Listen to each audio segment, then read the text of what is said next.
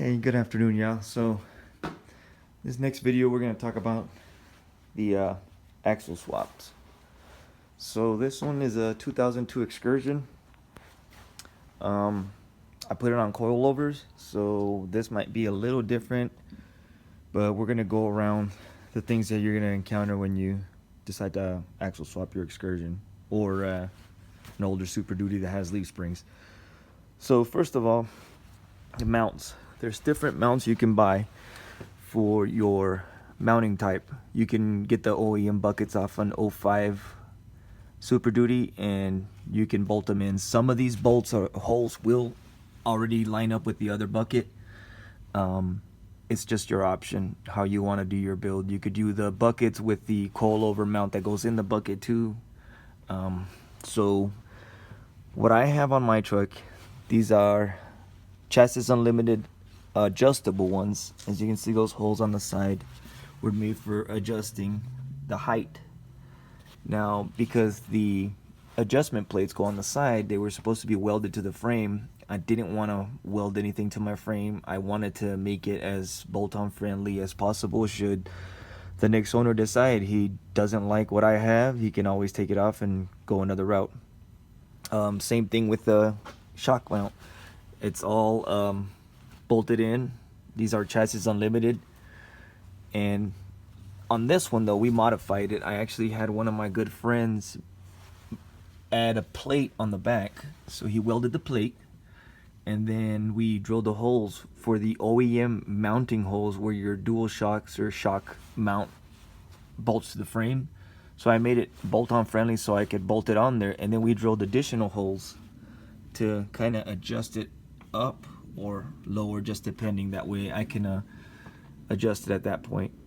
Now what I'm running are coilovers from Rusty's Off-Road. These are 10-inch travel shocks. I have a 600-pound lower spring with a 500 upper tender. What else? I also got the reservoir shocks from Rusty's Off-Road. They come in different lengths.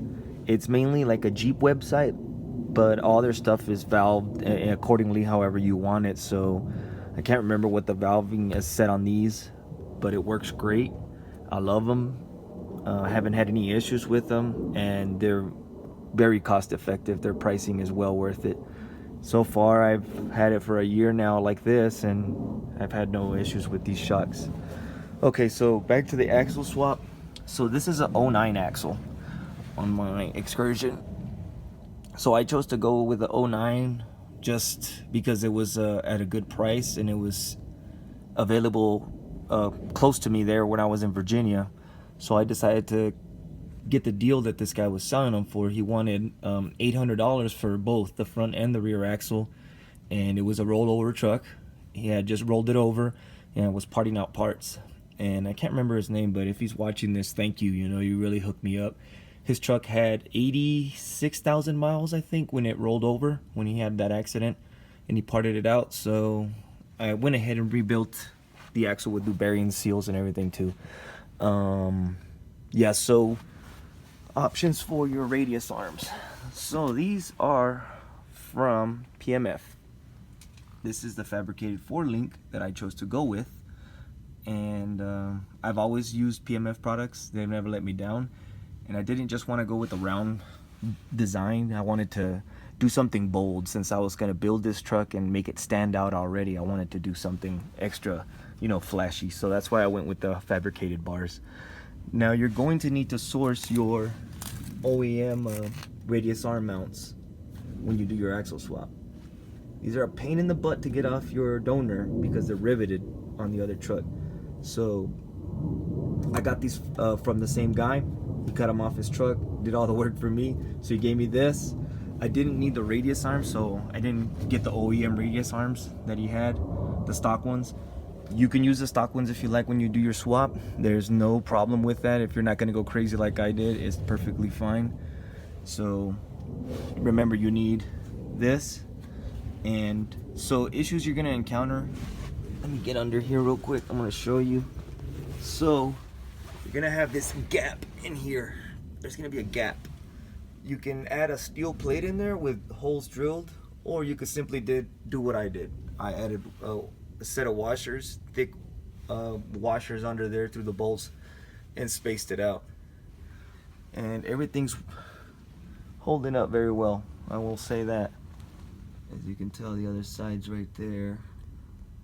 So remember, you're gonna need your factory radius arm mounts from the donor.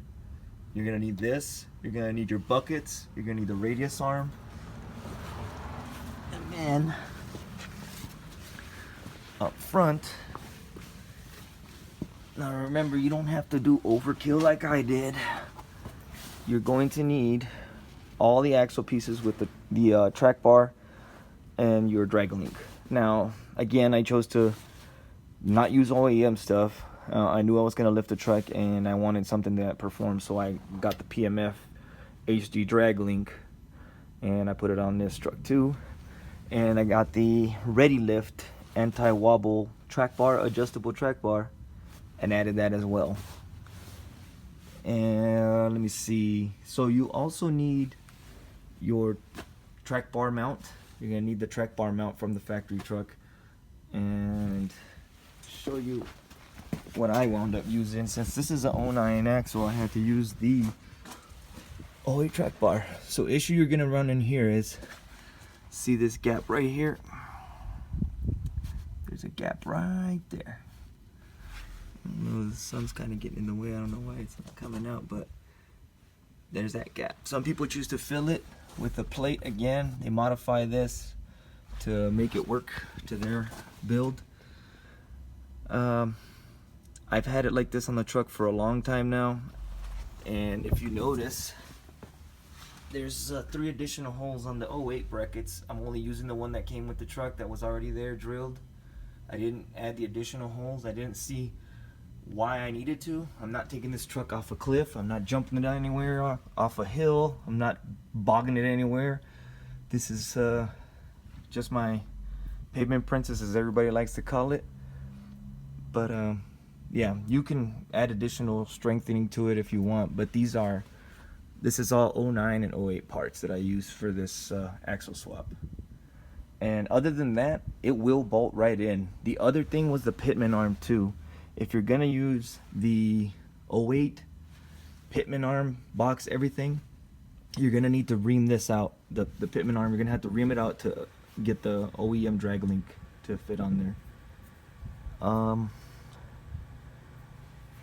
Any other things I can think of off the bat? Not right now, but if you have any other questions or need any other guidance, this is pretty much all bolt-on friendly. You're gonna have to drill additional holes on the frame for your coil buckets if you go the OEM route, but for the most part, everything from a Super Duty will just bolt right in here. It's one of the best things I've done to this truck. It rides amazing on these coilovers, and I can only imagine it probably rides amazing on the springs also, because the leaf springs were, whew, had the 10-inch lift BDS lift springs on it, and it was a little bouncy, a little rough. But I like being able to have this newer axle. You get a further turning radius with these axles than with the other one. Another quick note that I just remembered is a lot of people are switching their steering boxes because they say they want that extra turning radius.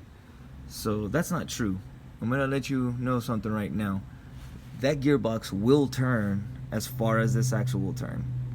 You don't have to switch out your steering gearbox for a newer version. If you want, that's on you, extra money. I don't personally see a difference, because what actually stops you from turning these axles fully is the stops on your axle. So these stops right here is what's actually gonna contact right here and stop the axle from turning any further. They're on both sides. If you notice on your stock OEM Excursion axles, you'll see these are actually a little bit bigger, or you'll have some nubbies on your actual spindle side. You'll have like a little nubby sticking out right here that prevents you from going too far, and your drag link on your stock axle right now on your Excursion contacting the leaf springs. So, word to the wise, I'm using the gearbox that came with the truck. I just modified it for the hydro steer assist. But but you can fully turn this axle lock to lock with this box. You don't have to swap your box out. I'm living proof right here. This is the O2 version box that comes with this. As you can see though, this pitman arm is the older style pitman arm that is made for that lift kit, and with this ballistic joint, it did contact here. I have hit this here before, so I don't know, I might have to get a different pitman arm or lengthen another further drop down or something. I'm gonna have to work something out, or maybe even swap out this ballistic joint with something else with a high angle joint, but that doesn't happen all the time. That was like when I really need to turn it in a tight spot. But this axle will go lock to lock with that steering gearbox. Brake lines, still using the same brake lines. They bolt right up. No, it's still a mess. I just did the hydro steer, so this is all from when I was doing the hydro steer. I need to wash the truck and get it cleaned up, but I don't have a leak or anything going on. As you can see, I bent the original brake line down and attached the OEM brake line from the axle right up to this. Boom, done. Vacuum lines, same thing. Boom, done. I'm trying to see what else I did. Other than that, I mean, everything works. Now, a good note, your ABS sensors. So your wheel sensors, your wheel speed sensors, you will need the ones that are with your Excursion. I made the mistake of when I sold my old axles, I sold them with the OEM ABS sensor still on it, and I got the ones from this axle, from the 09 axle, I plugged them right in. They will plug right in, but I had the ABS light come on, and I couldn't figure it out for the life of me. I thought they were bad or something. Thanks to the Power Swap Nation Facebook page, somebody told me right then and there that I needed to run the old sensors for the ABS to pick them up. Sure as crap, I swapped them out to the old style ABS sensors on the 09 axle. Boom, everything worked. Same thing with the rear. I had to get the speed sensor, the tone ring sensor on top of the diff. I had to use the old one in this one so it would work. So you will need your sensors for your ABS from the old one, and the rear one, if you decide to swap your rear axle also, you'll need the sensor for that. The vent line, I swapped them out for these nice little AutoZone filters. I decided to just not have that long hose dragging around. I'm not gonna go submerge this anywhere, so I'm not really worried about it. I did use some gasket making material. I made my own gaskets for both the front and the back. I really don't like using that gasket maker material. It just I don't like using it at all. But to each their own. People swear up and down that if you use it, do it the right way and all this other stuff. I personally don't like it. I like to have my paper gaskets. I can reuse that if I need to. Or you can buy the nice fancy ones with the impregnated rubber in it already. Yeah, other than that, if you guys have any other questions for the swap, it's pretty simple. It's very easy to do. You can do it on a weekend. I did this axle swap front and rear in the weekend. Any other questions, just let me know. 09 axle, O2 steering gearbox with an O2 drop pitman arm, 08 track bar drop, Readylift anti-wobble adjustable track bar. There are two. There's one that has a bend in it and there's one that's not. This one is the one that goes on the top of the mount. The other one goes on the bottom that has a slight bend. This is for any lift kit over 8 inches. The other one is for 8 inches and below. PMF, heavy duty drag link. Pretty much it. I had the rough country dual stabilizer. In my last video you saw how I did the hydro steer, so you can check that out and see how you can do the hydro steer. I don't have any other things I should carry over right now or think about, but as far as the axle swap goes, that's pretty much it. Just don't forget the sensors. Keep your old sensors and everything will bolt in. It's way easier if you have a donor, but you can buy stuff separated like I did. I bought radius arm brackets, PMF fabricated 4-link. I bought the Chassis Unlimited adjustable coilover mounts and shock mounts, and all my stuff came from Rusty's Off-Road Shocks coilovers. I chose IBAC springs, The lower mounts are from PMF. Those are PMF lower coilover mounts. You can get them at PMF also. And yeah, if you guys have any other questions on the swap, just shoot me a comment. I'll answer it as best as I can. And stay tuned for my next video. We're gonna go over the front end conversion, how ins and out of it, grill I use, everything.